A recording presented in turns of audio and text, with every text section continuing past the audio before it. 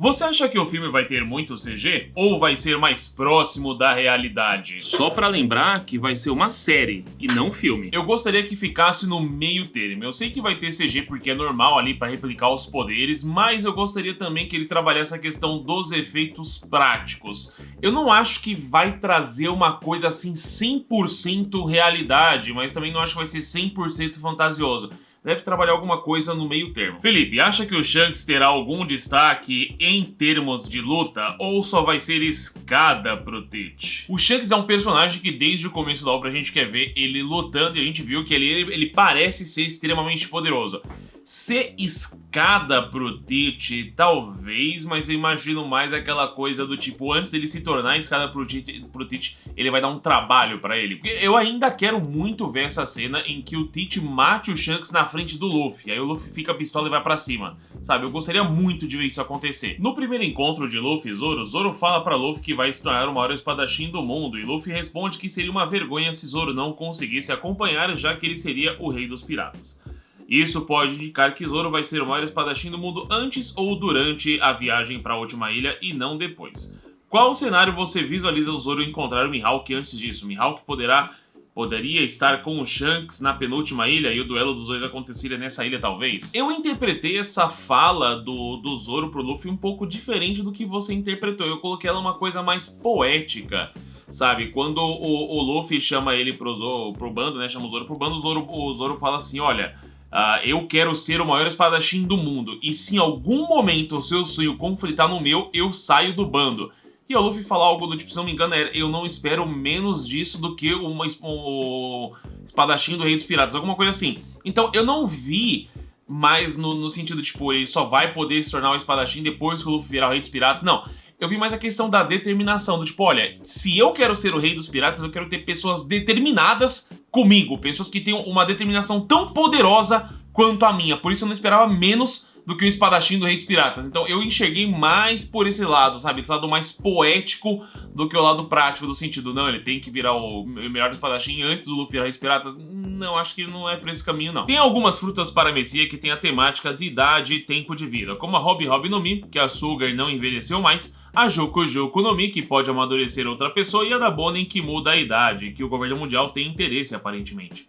E a habilidade suprema da Ope Ope no Mi, que é a cirurgia da juventude perene, fruta também que o governo mundial demonstrou interesse no passado.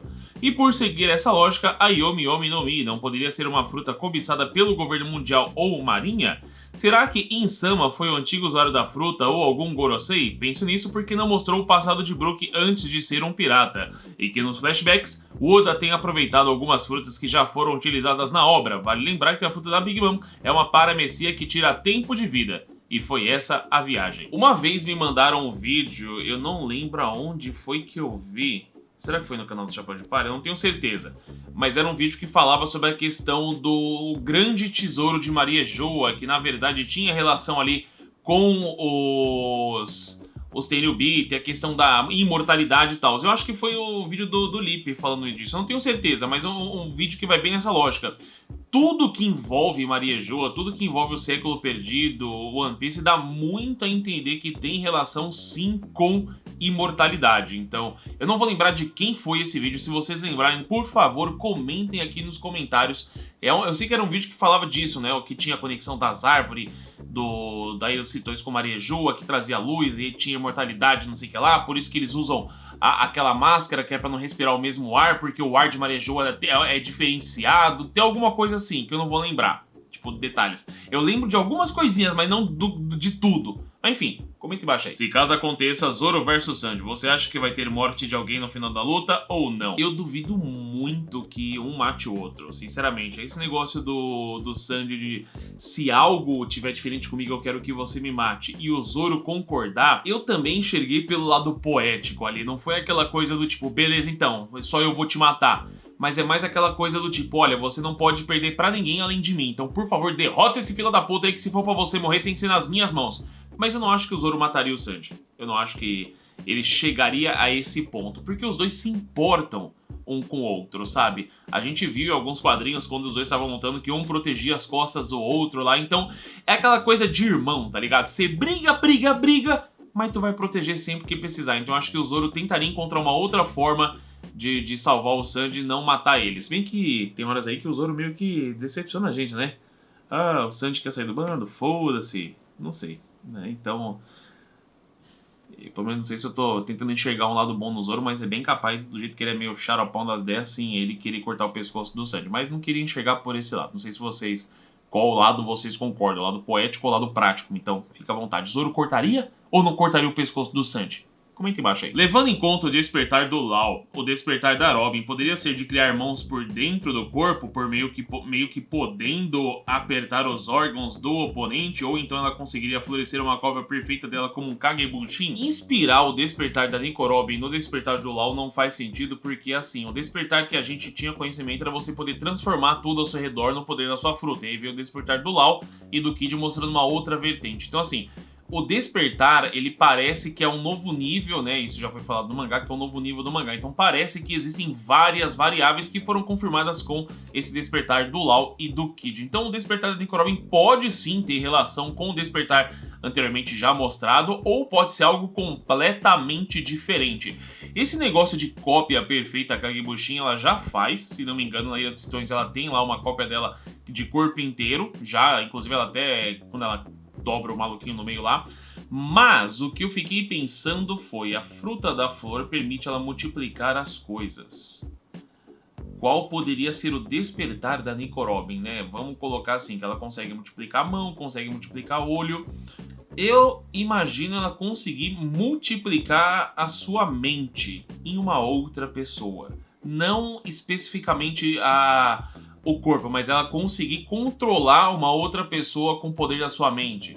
Sabe, tipo, olha, então eu tô aqui de boas e de repente ela pega outra pessoa, manda elas no full e aí ela passa a mente dela pra outra pessoa. Então, se ela tá lutando, vamos supor que ela vai lutar contra o Lute, né, o Rob Lute. Ela tá lutando contra o Rob Lute, de repente ela pega e faz o Rob Lute ter a mentalidade, ela controla o corpo do Rob Lute. Então acho que seria interessante porque ela usaria o Rob Lute para lutar contra os outros caras e talvez até mesmo enfraquecendo ele, já que agora o despertar abriu possibilidade para várias outras coisas, por que não isso? Com os últimos acontecimentos em relação ao despertar das Akumas no Mi, as possibilidades estão abertas. E se o Barba Negra, ao despertar sua fruta, conseguir transformar os usuários de Akuma no Mi em pessoas normais, sem poderes, sem precisar tocá-las, seria como se o usuário ficasse por um determinado tempo sem Akuma no Mi, podendo até mesmo nadar. Eu elevaria isso para um outro patamar, já que o Barba Negra é um dos caras que eu gostaria que fosse o vilão final. Como eu faria isso? Se eu fosse, beleza, esse conceito dele tirar os poderes das pessoas seria interessante,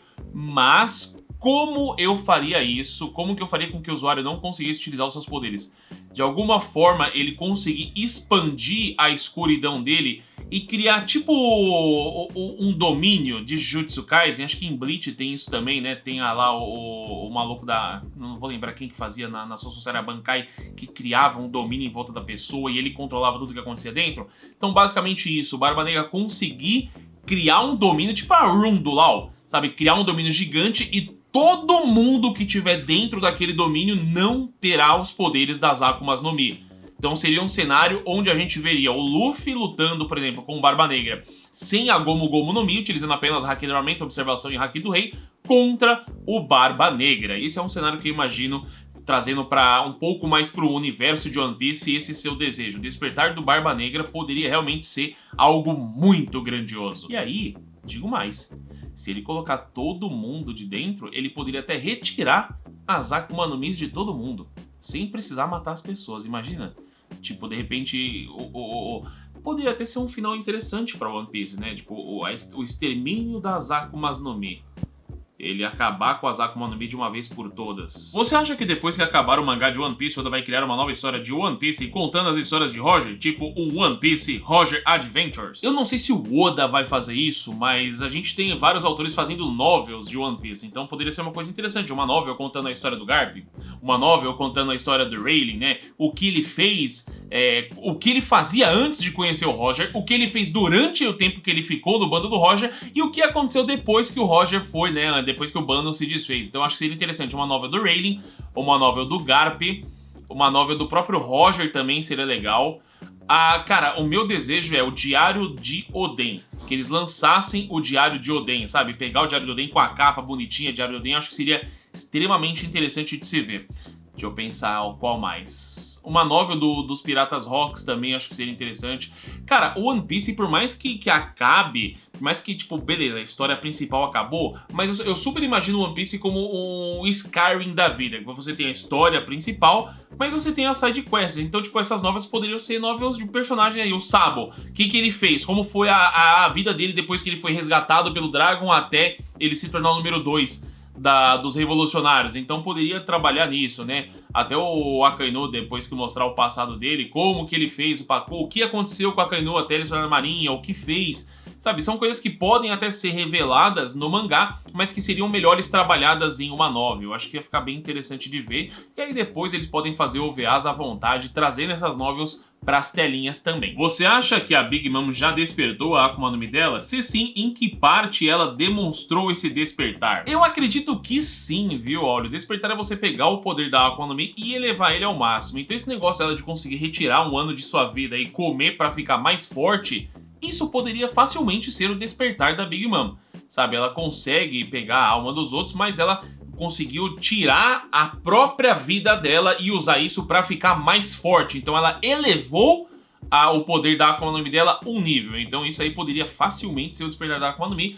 Agora, se isso não for o despertar, e isso já é extremamente apelão, eu fico imaginando o que pode ser o despertar da Big Mom, hein? Big Mom pode ter um Zeus de água, ela dá vida pra uma onda em Whole Cake, seria o mais próximo de uma fruta de água. Primeiro que se fosse um ser de água, não seria Zeus. A Big Mom, ela trabalha com nomes diferentes. Por exemplo, o Zeus tem relação com a nuvem, né? Nuvem, raio e tal. E aí tem raio, tem a Hera, que tem relação com Zeus também. Fogo, Prometeus. Então se ela fosse dar vida para alguma criatura de água, provavelmente o nome seria Poseidon, né? Faria um pouco mais sentido. Chapeuzinho, Napoleão. Então tem as coisas assim. A Big Mom trabalha nessa questão do nome. Então ela poderia sim criar um Poseidon, né? Você tem ali, nossa, o Poseidon e tal. Você faria ali um paralelo com a Shirahoshi. Mas não sei, cara, qual seria a utilidade dessa água. Só não consigo imaginar isso. Tipo, beleza, ela poderia anular os poderes e tal, mas como que ela transportaria isso? Teria que ficar andando carregando um baldinho? Será que vai ter arco no espaço? Vai ter a necessidade de um astrônomo? Baseado na história de capa do Enel, eu diria que sim, pode vir a ter um arco espacial, até porque a gente viu que tem os piratas espaciais. Mas eu não consigo imaginar os chapéus de palha indo pro espaço. Ia ser interessante de ver, mas eu não consigo imaginar. O sonho das pessoas não tem fim? Exatamente, meu querido. O sonho das pessoas não tem fim. O sonho das pessoas não tem fim. O sonho das pessoas não tem fim. O sonho das pessoas não tem fim. Não tem fim, não tem fim, não tem fim, não tem fim, não tem fim.